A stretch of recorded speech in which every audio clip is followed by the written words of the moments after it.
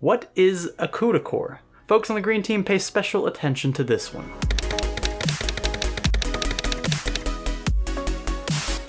CUDA stands for Compute Unified Device Architecture. It's a term dubbed by Nvidia that mirrors to an extent stream processors on AMD's side, and in essence both describe exactly what they do, compute and stream graphical data. Now if you go back and think about where we started, GTC's first year was 2009. We introduced Tesla, we invented CUDA in the year 2007. I think the GPU, many of you guys will probably still remember, the GeForce 8800 GTX. 8800 is potentially one of the most important GPUs ever created, and it was a sacrifice we made early on. It's put CUDA on every single GPU, long before people found value in it. By making it available on every single GPU, from desktops to laptops to supercomputers to data centers, and now in mobile devices, and now in your cars, by putting CUDA in every single GPU, we make it as easy as possible for you to develop and to deploy your software. But there's much more to it than that, as we'll discuss here shortly. First off, let's address a common misconception. An Nvidia graphics card with a higher number of CUDA cores than another must be more powerful. This is only true to an extent, that extent being cards within the same family. For instance, the GTX 960 packs 1024 Maxwell CUDA cores, while the more powerful GTX 970 contains 1664 of them. The 970 is more powerful and both are based on the same architecture, so this makes sense. VRAM availability and clock speed also play a role here, but for the most part, CUDA core counts within the same family will indicate relative GPU strength. The same generalization can be made for stream processors and AMD GPU lineups, by the way. So what about across different architectures, say from Maxwell to Pascal? Here things get dicey. The 980 Ti, one of Maxwell's biggest and baddest, contains 2816 CUDA cores, while the Pascal 1080 features only 2560 of them.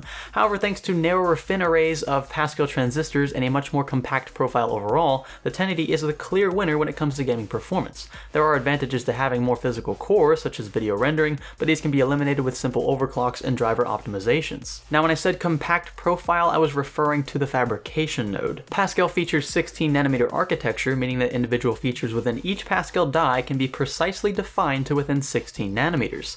More on that in an upcoming Minute Science episode. Maxwell architecture, by contrast, is based on a 28nm fabrication, so by principle of design, theoretically, more transistors can be packed into each CUDA core within Pascal GPUs. This plays a substantial role in single-core performance, GPU die size, and overall power consumption, all three of which go hand in hand. You see, when it comes to single-core performance, it's undeniable. Individual Pascal cores are more efficient and more powerful than their Maxwell counterparts. But while this would normally be thanks to the increased number of transistors per CUDA core, which is actually not the case for the 1080 compared to the 980 Ti, in the case of what you're about to see, this comes down to purely clock speed and GPU die size. Let's break down a 980 Ti and a 1080. The 980 Ti contains 8.1 billion transistors with 2,816 cores. The 1080 contains 7.2 billion transistors with 2,560 cores. Assuming a uniform distribution of transistors per core, we get into some heavy technical topics if we assume anything else. This puts the Ti at roughly 2,876,420 transistors per core, and the 1080 at 2,812,500 transistors per CUDA core. Now at this point, if you just blindly judge the two cards in question based on the numbers you just saw, I wouldn't really blame you, but you would be incorrect. Cue GPU frequencies. The 980 Ti can overclock up to around 1500 MHz with a non-reference cooler. My MSI Gold Edition overclocks to a stable 1531. But a typical GTX 1080 can attain a stable 2000 MHz, and that's an easy 2000 to obtain, 500 megs over the Ti.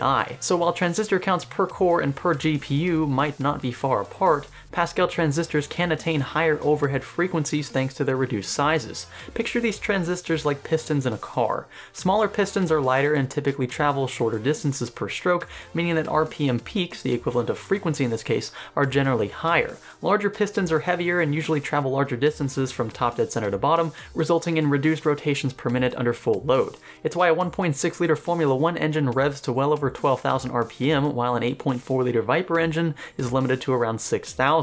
The same principle in theory applies for transistors. In general, smaller transistors consume less power and demand lower voltages overall, resulting in higher overclock talking headroom, and this is exactly what Nvidia banked on with their GP104 lineup. On paper, clock for clock, the 980 Ti and 1080 are neck and neck. If we reduce the frequency of the 1080 in the core to that of the 980 Ti, both cards would perform similarly, omitting memory frequency differences between G5 and G5X. However, thanks to a much smaller fabrication and significantly smaller GPU die overall, we're talking 314 square millimeters versus 601, the 1080 crushes its current competition while conserving power and venturing into uncharted GPU frequency territory. Architecturally speaking, CUDA cores are grouped into chunks regarded as streaming multiprocessors. These SMs maximize throughput by organizing clusters of information into streams for the sake of parallel processing. CUDA cores within each SM essentially divide instruction sets into even distributions of, in the cases of Maxwell and Pascal,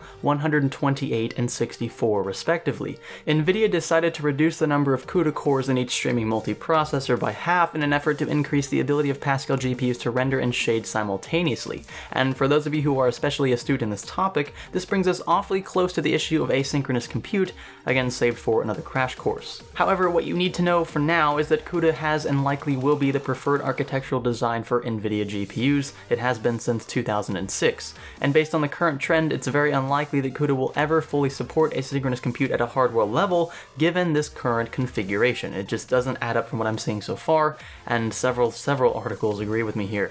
It is clear that Nvidia's goal in reducing cores per SM was to increase throughput via greater registry access. However, from the looks of things at this point, I have my doubts as to whether or not this current model trend will align with that of the gaming industry, where AMD has a clear edge in Vulkan and DirectX 12 titles. I've already discussed how DirectX 11 and 12 adapt to different GPU hardware in a video you can check out right here. If you enjoyed this video, be sure to give this one a thumbs up, give it a thumbs down if you feel the complete opposite, or if you hate everything about life, be sure to click the subscribe button if you haven't already, and stay tuned for more Crash Course and Minute Science episodes here on the channel, as well as an ultra cheap, well not ultra cheap, it's a moderately cheap PC build featuring the Q6600, an overclockable P5Q Asus motherboard, and my good friend Bo, who's starting up his gaming YouTube channel, which we'll be able to showcase and check out here shortly. All the footage is already on the computer, I just have to edit it. It's a lot of footage, not as much as I had with McLovin, but it's still a lot, so give me a few days and I'll have that one up for you. This is Science Studio, thanks for learning with us.